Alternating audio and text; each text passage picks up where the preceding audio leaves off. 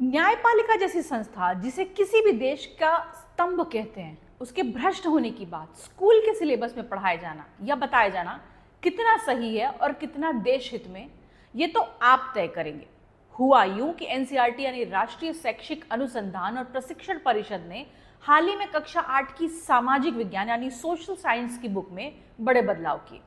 इस नई किताब में समाज में न्यायपालिका की भूमिका नामक एक चैप्टर जोड़ा गया और इस चैप्टर में लिखा गया कि आम नागरिक न्यायपालिका के विभिन्न स्तरों पर, मतलब डिफरेंट लेवल पर जो भ्रष्टाचार है उसका सामना करते हैं और इसकी वजह से जो गरीब लोग हैं, कमजोर तबके के लोग हैं, उनके लिए न्याय पाना बहुत कठिन हो जाता है।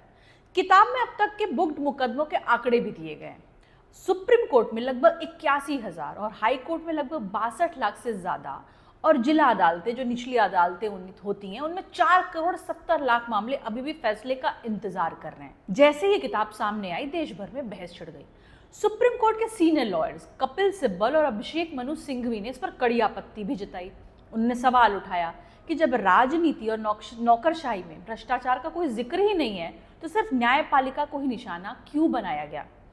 खुद मुख्य न्यायाधीश चीफ जस्टिस सूर्यकांत ने इस मामले पर संज्ञान लिया। उन्होंने कहा कि मैंने किसी को भी, चाहे वो किसी भी बड़े पद पर हो, इस संस्थान को बदनाम करने का हक नहीं देता हूं, ना मैं करने दूंगा। ये सोची समझी चाल है और कानून अपना काम करेगी। कोर्ट ने एनसीईआरटी और केंद्र सरकार से भी जवाब मांगा। अब पूरा मामला 2 बड़े सवालों के बीच खड़ा है। पहला ये कि क्या पाठ्य पुस्तकें देश की संस्थाओं की आलोचना कर सकती हैं? दूसरा ये कि क्या किसी संवैधानिक संस्था को इस तरह बच्चों की किताबों में कटघरे में खड़ा करना उचित है? एक तरफा आलोचना न सिर्फ मिसलीडिंग होती है, बल्कि बच्चों में देश के इंस्टीट्यूशंस के प्रति डिसबिलीफ भी पैदा कर सकती है।